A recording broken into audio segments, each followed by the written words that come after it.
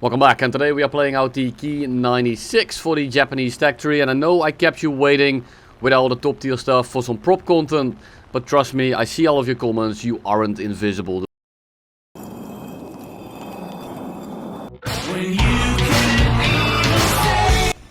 The Ki-96 is pretty straightforward. It's a twin engine fighter that turns pretty decently at super low speed, as long as you have the energy. The issue is going to be the energy, and it does compress a decent amount at higher speeds, making it rather frustrating to play. Now, it's not terrible, it's definitely workable, especially at this kind of a BR, where not everyone is the most experienced player you will ever run into.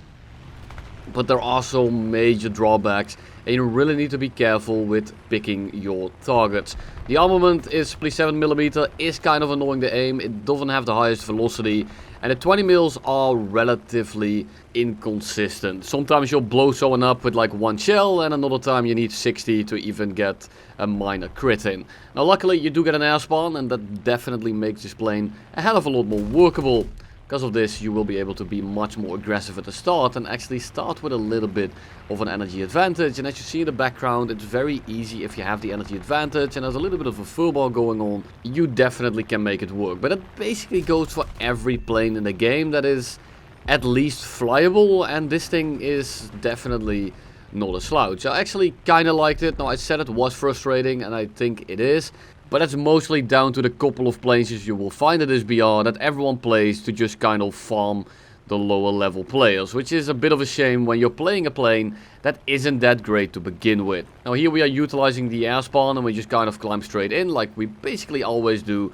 And we make this Spitfire pitch up into us. And until he starts pitching in, I am not gonna start my turn. I wait from the turn, I turn into the other direction, kind of turn it into an ass to tail aspect. And then I just kind of do a horizontal turn, and I turn after him. And because this guy is below us, he's climbing, he's going much slower. Something like a Spitfire Mark IIB has absolutely no chance. Even if he dives down, if he conserves his energy, I will be able to drain his balls all the way back down to the deck. Now here, we kill him, we make one pass, we leave, and we fly towards the BF-109. Now I'm not entirely sure which variant it is, but considering we have Mark IIBs in the lobby, I shouldn't be that worried. I try to get above him, try to get to about 300 kilometers an hour. This is more of my optimal climbing IES speed. Just trying to optimize my altitude and my energy, because I need it to be able to work with something like a BF-109. Now he starts turning in, he's not going very fast, and he isn't actually optimizing his energy. And because of that, I will be able to drain his balls almost immediately. Now it's a BF-109F, which I actually prefer fighting over the E-model in this thing. Yeah, they are a little bit faster, and yeah, they can have better retention, but they don't turn as well. And you can actually punish their mistakes. We fly up over him, he starts the dogfight, and he's just so slow that I will instantly pitch into the shot. No energy means no maneuverability, and if you're going 200 kilometers an hour, it doesn't really matter what plane you are in. And you can say a biplane or an A6M, and you are correct, you can pitch into the head-on, but without energy, it still doesn't really matter. Like, even a Zero will die right there, unless I miss the shot because he is so squirrely. But overall, I should be able to just clap him right out of the air. Now let me show you a match why I think this plane is hella frustrating to play, while still getting okay-ish results. The main issue is that at higher speeds, if the enemy doesn't actually pitch up with you, and instead conserves his energy and stays at altitude or perhaps even dives, it's very hard to kill them in this thing, mainly due to the aim ability of the guns. If everyone works with you and they are kind of paid actors, this thing is great. But a lot of the time people aren't. They see the Ki in front of the 96, which means it's Japanese, which means it probably turns very well. And a lot of guys are absolutely petrified of this thing, making them play, well, kind of like they should in a way. But this makes it very, very frustrating, because this plane is not a plane where if you force your hand, you will eventually just win due to your performance. It's mostly the other way around, so they start forcing their hand, and there's really nothing I can do other than to kind of sit back and wait for them to mess up. But that is incredibly boring and not the type of way I play. At least not anymore. This isn't 2016 where I was being the absolute biggest sweatlord you've ever seen. Right now I'm just trying to have fights and show you what a plane can do But, you know, the enemy does have to work with you a little bit when you play something that isn't really meta-defining. So here, we kind of push everyone down. The thing that I said I didn't want to do, but I do want to show you that you can do it. I'm just not the biggest fan of it. I'm just looking around. I'm shooting for this IL-4 right now because I don't want him to climb to orbit or go to the runway. And he's the only one at altitude, so I think, well, I might as well just take a few shots at him. But I also don't want to get near those gunners. So I'm just going to get a few shots. If I miss it, so be it. We line it up. He isn't really shooting. We shoot some rounds. We set him on fire. He doesn't shoot at all, so I just kind of tilted him. And now we should be uncontested at high altitude. Incredibly boring start of a match. The bomber kill really doesn't add anything. But I do want to show you that it's important to not work too fast with this. If you go to the deck instantly and people start diving on you, the chances that you are getting out of that are slim to none. Now we have a P-29 on the deck, we have a P-63 on the deck, and we have a BF-109 on the deck. Now the BF-109 isn't really that much of a concern, considering the energy that we have, but the P-29 and the P-63 can be an absolute pain in the dick if they play it properly, even with the energy that I have right here. There's multiple people, and I can't be sure that the first pass that I make is actually going to be a successful one. So we shoot at the P-29, we managed to only get a hit in. I tried to pitch into the BF-109 F4 in the meantime, but it didn't really end up working out. So we end up pitching above his nose, and then we go into a spiral. Yes, the BF-109 wins this, but not when I have double his entry speed.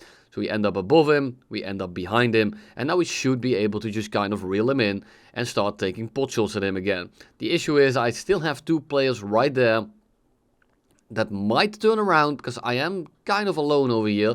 So you can tell that I'm being very wary of them. I almost ram him out of the air. I still have the energy to just go up, and they aren't turning around, so I can actually be aggressive. He does a bit of a Immelman type turn. He goes up, he loses a lot of airspeed.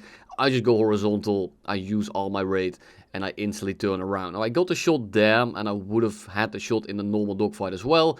The issue is, teammate rocks up, this guy reverses his turn, and now I'm firmly planted on the 6. And I'm still having difficulties to get the nose on target. Now I don't have the 37 anymore, it runs out of ammo incredibly quickly.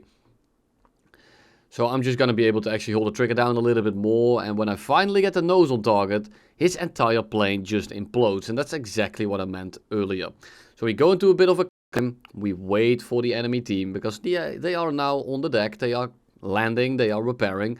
The P-39 was damaged. The P-63 I'm not entirely sure on. But we can start working our way down now. Considering the faster I kill them, the better. I don't want the P-39 to get his speed up, because that thing is going to be an absolute pain in the ass to actually fight if he does it properly. Now he starts pitching up into us, which is great, because now I'm actually able to kind of work my way down to him and actually bounce him as he's not going that quickly. So we dive in here, we wait for him to turn, we peel off, and then the P-63 also turns around. Now the P-63 I'm not really too worried about. They are very annoying to deal with, considering that they are very fast, but they have no engine at anywhere below like 200 kilometers an hour.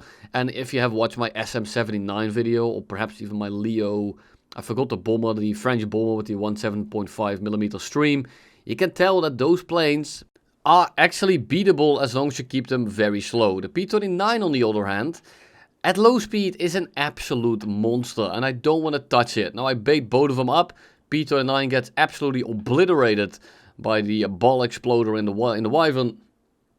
And now it's a bit of a 2v1 against the P-63. Now we have the Wyvern around still, and I don't think he's actually going to get anything done.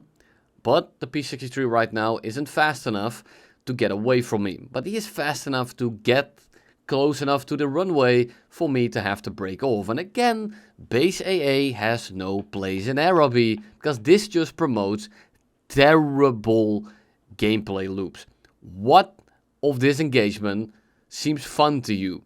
This guy is just bombing and weaving and waiting for the AA to play the game for him while he's in the battle plane. Sure, it's a 2v1 and the Wyvern and me together are going to be very annoying to deal with, but why do you get a get out of jail for free card? I just don't understand how people defend this kind of behavior, and the Wyvern instantly gets imploded. Now we start flying away for a little bit, And I have two options here. I can either fly away, try to get to the base, try and repair and rearm, but that isn't really going to work because that P-63 is 100% going to catch me. So I might as well just turn around and take the fight right here. And that's exactly what I am going to do. P-63 is coming in. We are going slower than him. We are severely crippled. And I just have to make something stick here. My engines are going to overheat soon. I don't have the luxury to go all the way back to the runway. So I'm just going to take the fight. Now he's decently far away from the runway. And if he does make a mistake, I should be able to at least secure the victory. So we go underneath him. We start pitching in. I wait for his head-on. He doesn't even take it. Which is great because then he transitions into going straight vertical. Absolutely fantastic because I know that that plane absolutely hates that. But I'm so severely crippled that I'm barely able to get the shots off. So here I try to pull out of the nose instead of trying to go for the shot. We get underneath him in a way. He turns a little bit too late, which allows me to pull back in. And again, he turns tighter than me. The damage and the energy here, the discrepancies are way too big. But then he kind of reverses his turn and still pitches into me. I need to get this guy slow and I need to go vertical with him. The issue is that this guy doesn't actually know what he's doing to a degree where it actually becomes incredibly difficult to actually fight him. But I'm channeling my inner George Russell, where I will win by doing absolutely nothing.